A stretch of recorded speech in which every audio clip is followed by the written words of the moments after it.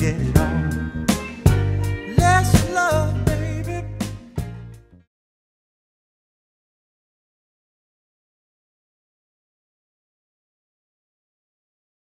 Let's face it, teens in the US are going to have sex. In fact, teen births are highest in the US than any other industrialized nation.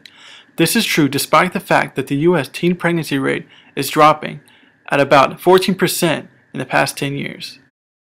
A recent study done by the Center for Disease Control reveals that the top 10 states for teen births are located in the South, while the other southern states are still significantly higher than the rest of the US.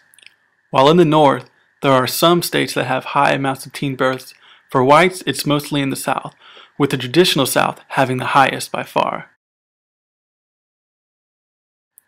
For African Americans, there is a split between the North and the South, and this can be explained by the Great Migration, which saw an exodus of African Americans to the North to escape the Jim Crow South.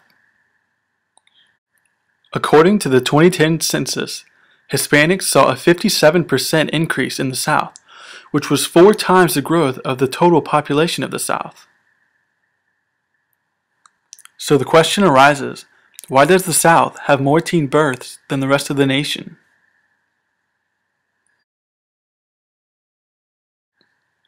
Most people agree that the first step in preventing teen birth/pregnancy is education, and the southern states consistently perform among the lowest in the nation when it comes to academics. To add to the issue, many states in the South, when they do have some form of sex education, only teach strict abstinence and do not require contraception education of any kind. This, some believe, is a critical flaw in the South's attempts to educate on teen pregnancy. And Coach Carr will now give a demonstration just of what strict abstinence looks like. Don't have sex, because you will get pregnant and die. Don't have sex in the missionary position. Don't have sex standing up. Just don't do it, promise? Another factor, which is strongly related to teen pregnancy, is poverty. Young women with poor academic skills coming from families in poverty are 5 times more likely to become teenage mothers as opposed to those with a solid education and above average family income. This, some believe, is the biggest reason for the United States leading the industrialized world in teen pregnancy and birth. Finally, one could also make the argument that religiosity in the South is a major factor when it comes to teen births. The South was once called the Bible Belt, and that can still hold true today.